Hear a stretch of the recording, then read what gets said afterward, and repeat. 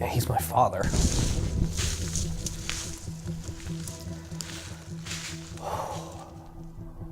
What he is love.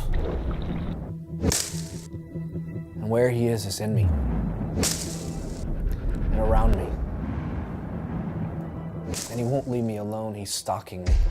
He is a stalker, and he is relentless, and he is prodigal, and he is fire. And no matter what I do, he keeps proving me wrong. I keep trying. I got a job for you. I've been chasing you your whole life. Stop running from me. When you don't see things the way he sees things, you see things the way man sees things. And when you see things the way man sees things, you think there is always a limit to love. If love is conditional, I'm screwed. But he's not.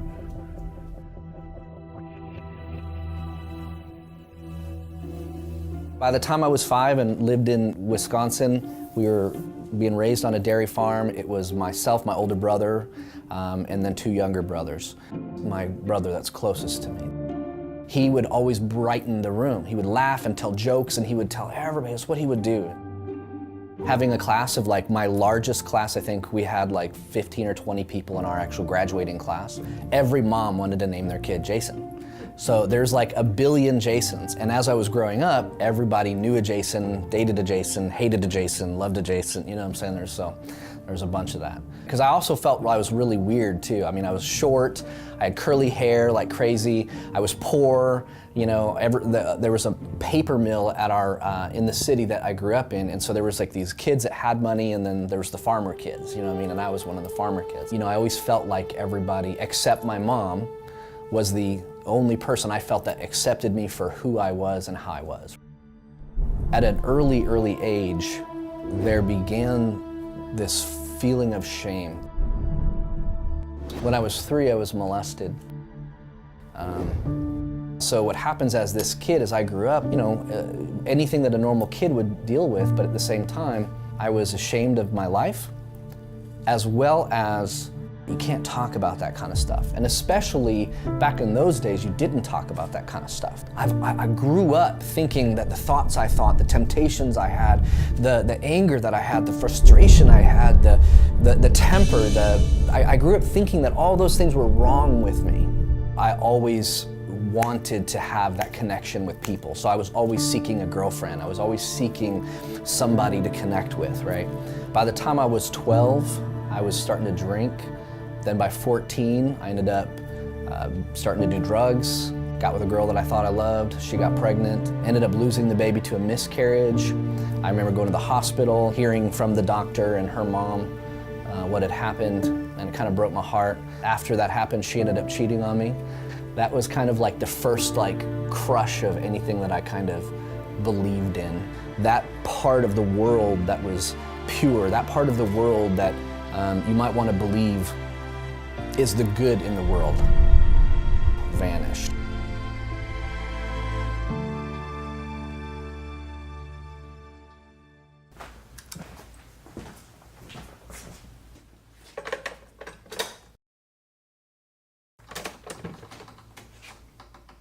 Hope relieves the head that stresses, and it eases the aggressions you have inside. But hope, when broken, can destroy and devastate. When you believe in something and it ends up being fake, it can bring you to the ground and make you swallow the dirt into your mouth. Its pain can be great. Finally, one time I wrote a poem, showed my mom. My mom said she loved it, and from there I began to write. My mom was overly affectionate, overly kind, overly generous, overly loving, overly words of affirmation. She always was the type to encourage everybody. My stepdad was a good man, but had that complete opposite. He just didn't have that in him. So there was this dynamic. My mom woke up before my stepdad, and she went out to the farm in the morning to get the cows ready and get them inside ready to be milked. My mom came in, made sure we had breakfast. We went off to school. Then my mom, during the day, left and went to a day job where she waited tables. and then took care of that, brought some cash home while my dad did maybe some of the other farm chores, the plowing or the fields or whatever. My mom would come home. By the time we got out of school, we would all have to go and do evening chores. And then we would do evening chores, and she would help doing that and help my dad and help us, and we'd all have their things to do. Then when evening chores ended, she came in, made sure we had food, and then she left to another job. And if it wasn't for my mom, I'd have had no belief in unconditional love. I'd have had nothing to point me toward a love that lasts even when you don't deserve it. Because I didn't see that anywhere. My brother was a pretty strong little dude, but him and my mom moved to Oklahoma, and so he found a whole new group of friends, and by that time he was now doing more stuff. They leave, I didn't go with her. She told me to go with her. I said, no, I'm not going with you, I'm just gonna stay here. Now I didn't have my mom, I didn't have my brothers, I didn't have my stepdad, and me and him never had a great relationship, and so what did I have left? Well, one of my friends had moved to Reno, Nevada. Stayed with him for maybe a year, almost a year, and we basically dealt crystal meth, red phosphorus. And we were dealing meth, and we were buying it from the Mexican cartels. I'm growing into this more and more secrets of a life. I'm growing into the person that God's gonna step on. And so I began to really just accept this reality for myself that I guess I'm not gonna be the dude that's gonna make all the changes. I guess I'm never gonna be the guy that's faithful to God. I'm never gonna be the guy that actually does something worthy of His love. I'm screaming inside and I'm holding my breath. Do I see God in all of this?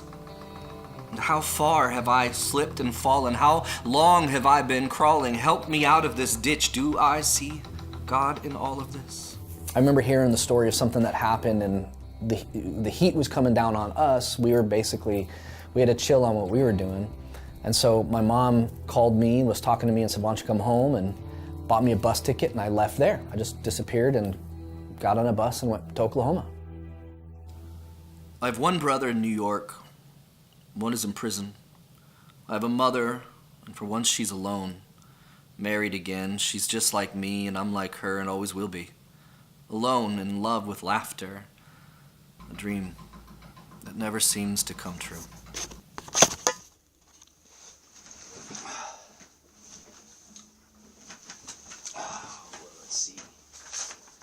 Let's see.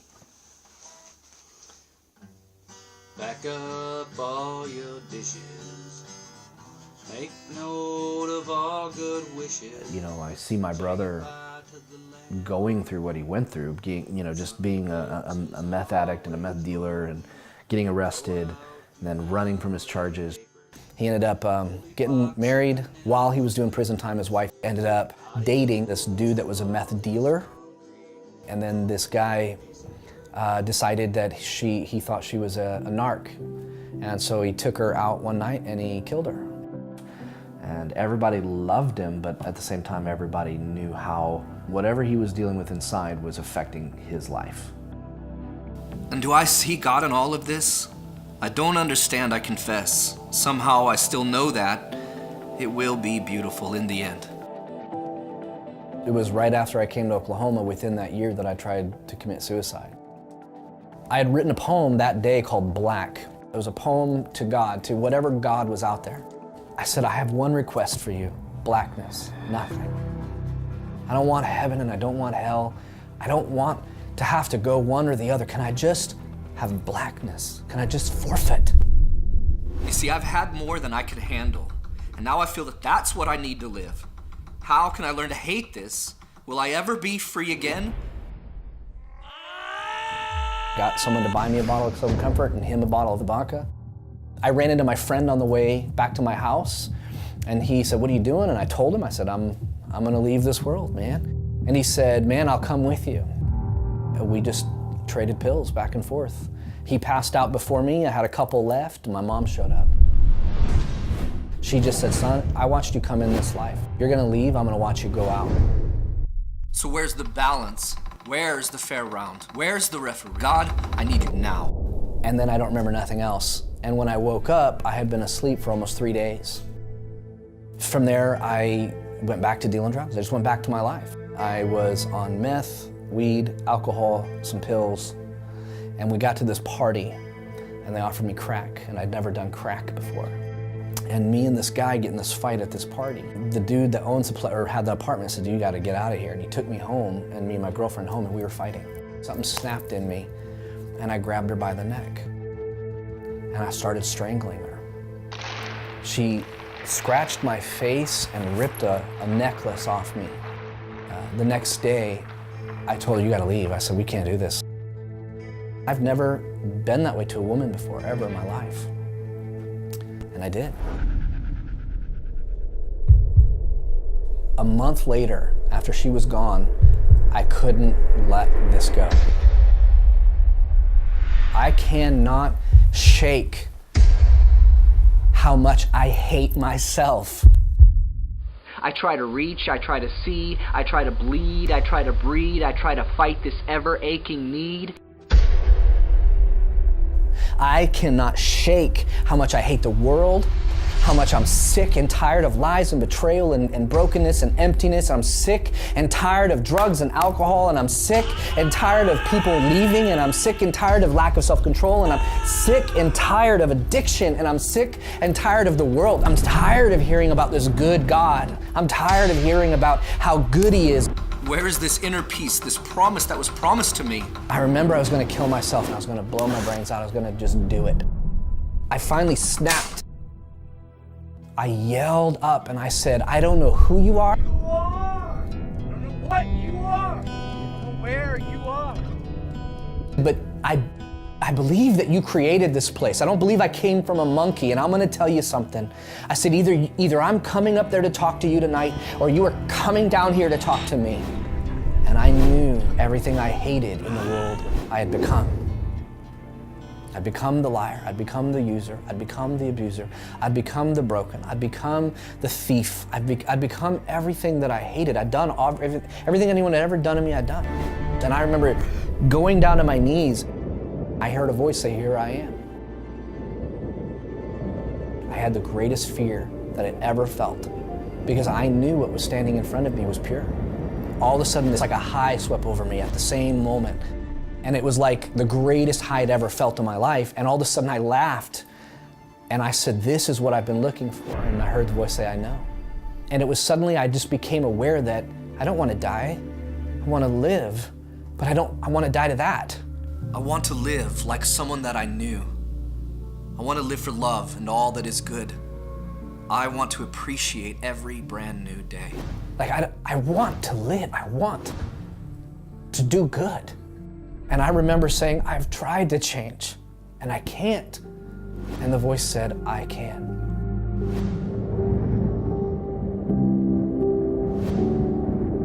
And then I said, "I don't know where to begin."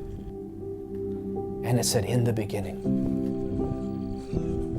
I had a Bible my mom had given me, and I remember grabbing it, and I remember opening it up, and I opened it up to Genesis 1, and it said, "In the beginning, God." I want to read about the journeys that I've had. I want to breathe and know that I've done all I can. I want to live and inspire all those that I know.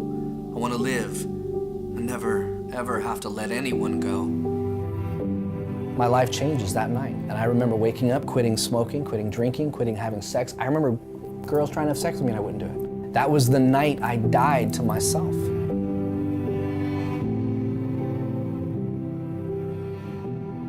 I tried to walk with the Lord and walked with Him and pushed and pursued into Him. I relapsed briefly for 6 months. That small 6-month period made me lose my house, my car, my business. I spent the next 7 years being an alcoholic, even though I quit drugs, and running from church, running from God, running from everything, running from my calling.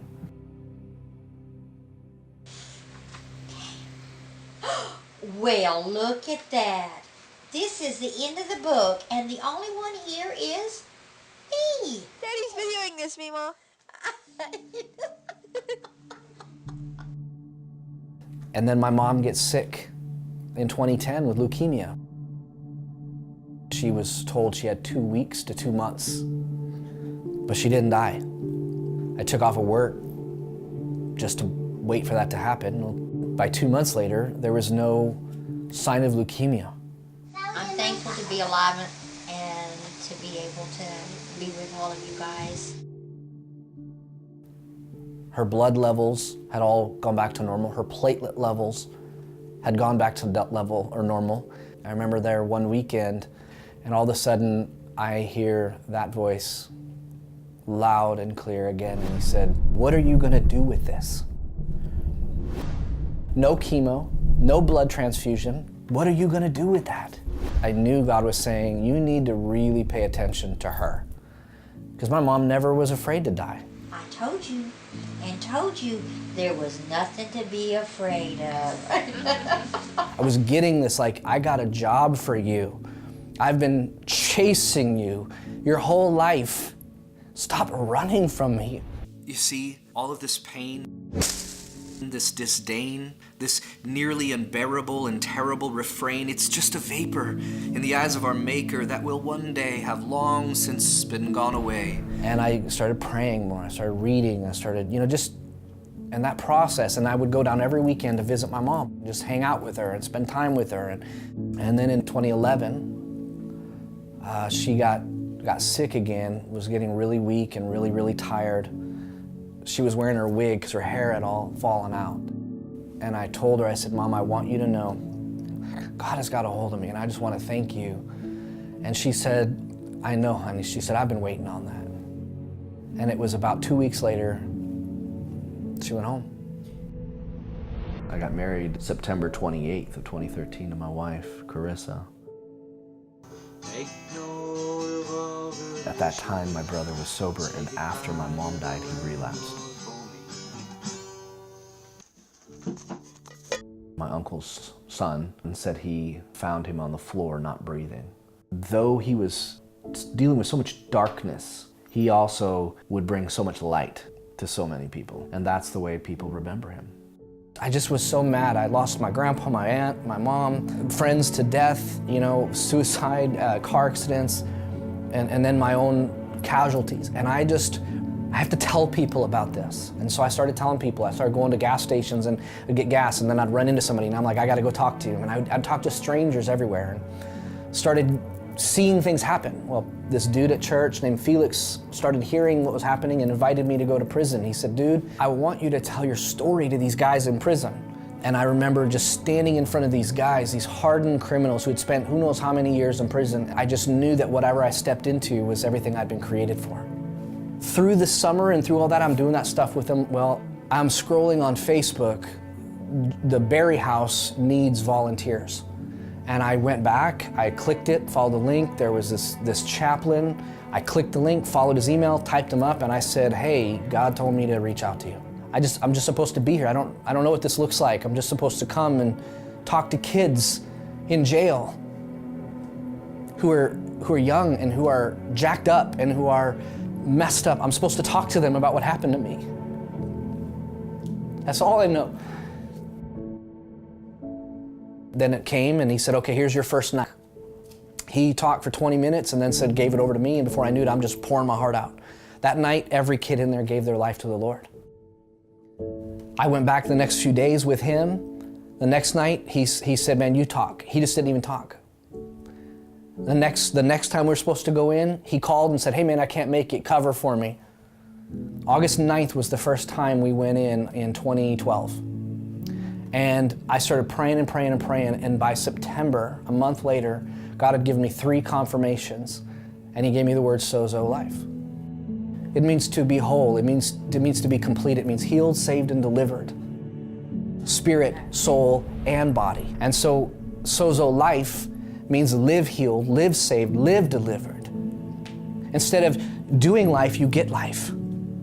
And so we go in there now to people who are facing life. We do Jesus in the juvie, and we bring Jesus in the juvie to these kids who need to know that there is hope, there's a reason, there's a purpose, and there's a better way, there's a different way to do things.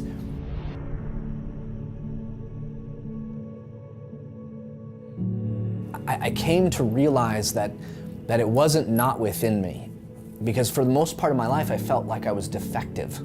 I've tried so hard to be disqualified. Don't think that I haven't struggled. Don't think that I haven't made mistakes. Through it all, God is relentless.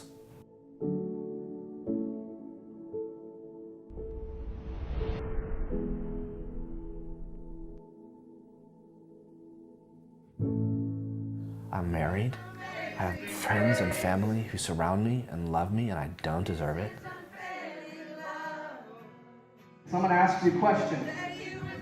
Who will be the one in this room to bridge the gap? I'm not trying to achieve anything. I'm not trying to do anything or be anything other than a son, a father, and a husband.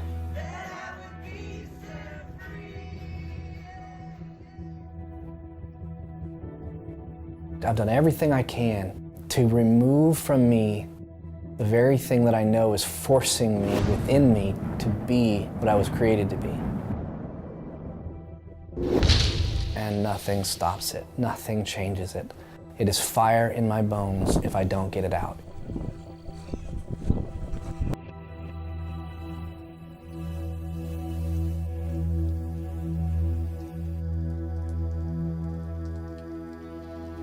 As I've gotten older, I don't want the fair round anymore, because you start out your life more innocent than you are guilty, and then you end up being more guilty than you're innocent.